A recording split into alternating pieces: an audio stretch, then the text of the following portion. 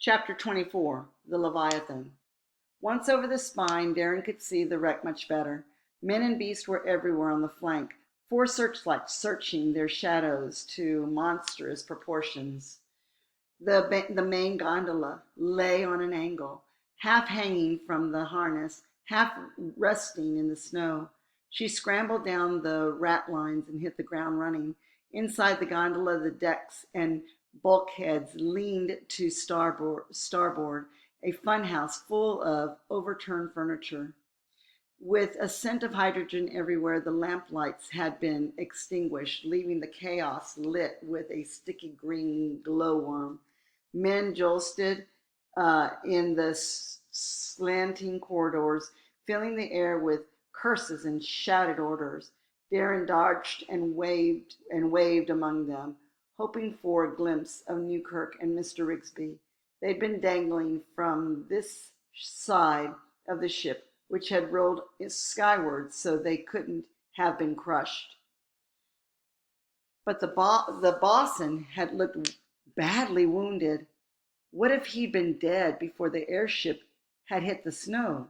Darren swallowed the thought and kept running. Checking on the boffin was her first responsibility, a duty she was already late for. She skidded to a halt outside the machine room and flung open the door. The place was a shambles. Boxes and parts had gone tumbling in a crash, leaving the floor covered with the metal bits and pieces.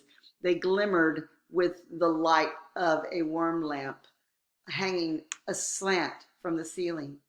"Aye, Mr. Sharp," came a voice. "At last you appear." Darren sighed, half with relief, half with remembering how tiresome Dr. Barlow could be. She was in a corner of the room, bent over a mysterious box of cargo. Tazza bounded from the shadows and up to Darren, bouncing happily on his hind legs. She scratched the beastie's ears. "Sorry to keep you waiting, ma'am," Darren indicated the bloody cake collar of her flight suit. "Had a bit of an accident."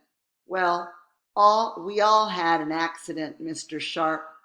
I should think that was obvious. Now, could you please give me a hand?" Darren held up the satchel. "Sorry, ma'am, but I'm here to ask you." "Time is of the essence, Mr. Sharp. I'm afraid your business can wait." Darren started to argue and realized that the top of the cargo box had been pried off.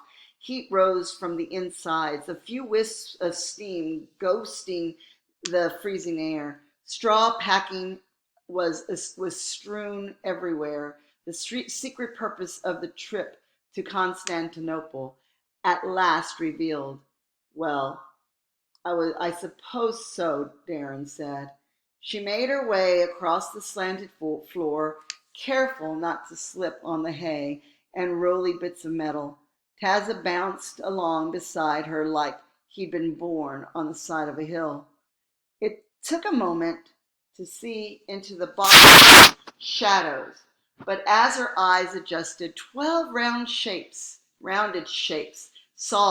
resolved in a soft glow of the worm lamp. "Ma'am, are those eggs?"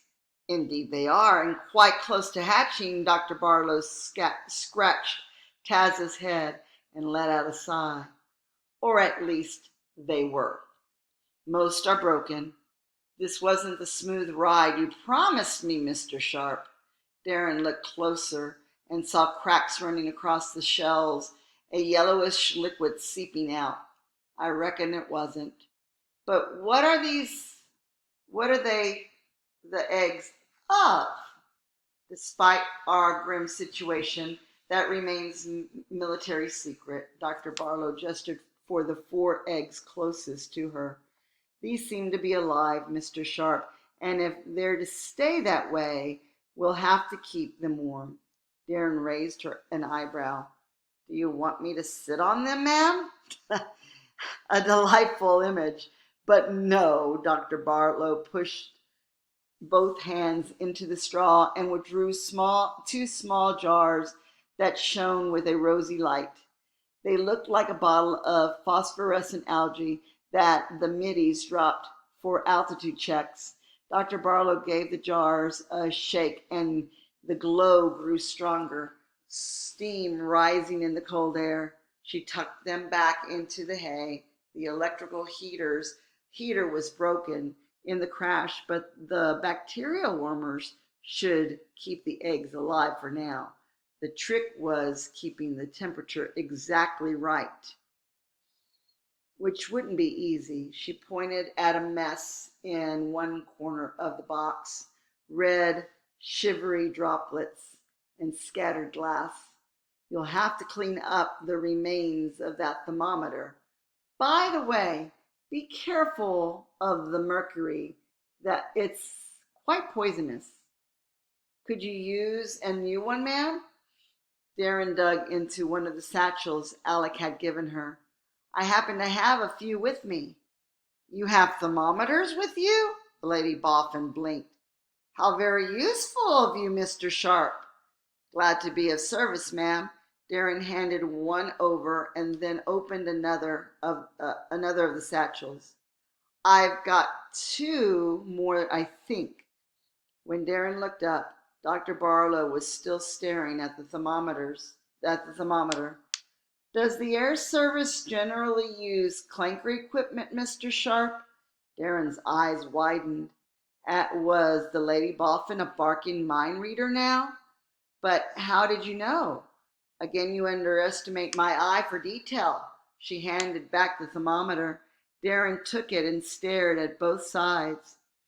It seemed normal enough to her. Note the red line at 36.8 degrees, Dr. Barlow said, body temperature in Celsius. And yet, in all my interactions with the armed forces, they have never used the metric system.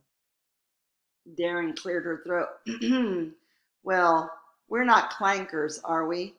Or scientists, Dr. Barlow plucked the thermometer from Darren's fingers. So why isn't this red line at 98.6? You don't seem like a clanker spy, Mr. Sharp, unless you're a particularly incompetent one. Darren tried not to roll her eyes.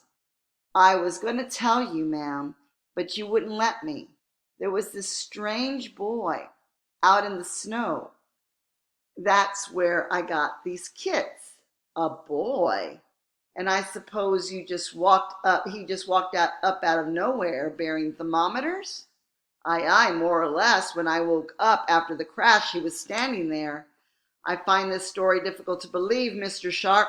Dr. Barlow placed a full palm against Darren's bruised eye. Took quite a bump to your head, didn't you? It's not my head, ma'am. It's the whole mountain top. That's dizzy. A boy just came out of nowhere. His name was Alec. Dr. Barlow shared a dubious look with Tazza. Mr. Sharp, we both know you're not above a bit of fibbing. Darren gaped at the boffin, black affronted. I may have missed the service about my particulars when I joined up, but that does not mean I go telling lies for no good reason. Well, if you are telling the truth, then this Alec is possibly quite interesting. Dr. Barlow took the thermometers back and gave it a shake and slipped it into the hay. Did he say where he lives? Not really, Darren frowned, trying to remember Alec's exact words. He mentioned a village at first, but mostly talked about his family. I reckon they're outlaws or maybe spies. He looked nervous the whole time, as bouncy as Tazza. Then he pulled a pistol on me and was about to blow us all to pieces, but I whistled it out away from him. How fortunate, Dr. Barlow said distractingly, as if she routinely was saved from the fiery death. She reached for one of the satchels and arranged its content on the slanted floor. field dressings, a tourniquet. No, Tazza, these aren't for sniffing. Even a scalpel, a bit fancy for some wee village on the mountaintop, Darren said, don't you think? Dr. Barlow lifted a box, squinting at its label. And this is marked with a double headed eagle, Austrian military issue. Darren's eyes widened. We're not too far from Austria, ma'am, but Switzerland's meant to be neutral. Technically, Mr. Sharp, we are in violation of that neutrality. Dr. Barlow turned the scalpel in her hand, and its blade flashed. This was an alarming development, but we trust we'll be taking off soon. I doubt that, ma'am. The ship's a barking mess. But surely we can depart once the skin is patched and make our repairs somewhere warmer. My eggs won't last long in this cold. Darren started to say that she wasn't certain, having mostly been unconscious since the crash, but Dr. Barlow didn't look in the mood for blether. And from what Darren had seen climbing over the wreck, the answer was obvious. Not for a few days, ma'am. We've lost half our hydrogen at least. I see, the Lady Boffin said, sinking down against the side of the cargo box. She pulled Tazza closer, her face pale in the green light of the worm lamp. Then, I'm afraid we may not be leaving at all. Don't be daft, ma'am. Darren remembered the way Mr. Rigby always put it. This ship isn't some dead clanker mechanism. It's a live creature. It can make all the hydrogen at once. I'm more worried about the engines. I'm afraid it's not so simple, Mr. Sharp. Dr. Barlow gestured across the slanted room to the porthole. Have you looked outside? Aye, I've been out there half the night. Darren remembered the words the strange boy had used. It's what they call a glacier, ma'am. I'm familiar with the concept, Dr. Barlow said. A great sheet of ice as dead as the poles themselves. How high in the mountains do you suppose we are? Well, the clankers hit us at 8,000 feet, and maybe we dropped 1,000 or two before we hit the snow. Well above the tree line, Dr. Barlow said softly. My grandfather's bees won't find much nectar out there, will they? Darren frowned. She hadn't seen a single living creature out on the snowy waste, which meant no flowers for the bees, no insects for the bats. But what about the hawks and the other raptors, ma'am? They can fly a barking long way to hunt. Dr. Barlow nodded. They might find prey in a nearby valley, but the Leviathan needs more than a few mice and hares to heal herself. This place is a biological wasteland, empty of everything she needs to survive. Darren wanted to argue, but the ship had to eat to get healthy, just like any natural creature, and there wasn't a scrap of food out that bleak expanse of snow. You mean there's nothing we can do? I did not say that, Mr. Sharp. Dr. Barlow stood up, pointed to a pile of jars on a slanted floor. First, we shall get these eggs to a proper temperature. Give those warmers a shake. Right, ma'am. And then I want to meet this mysterious boy of yours.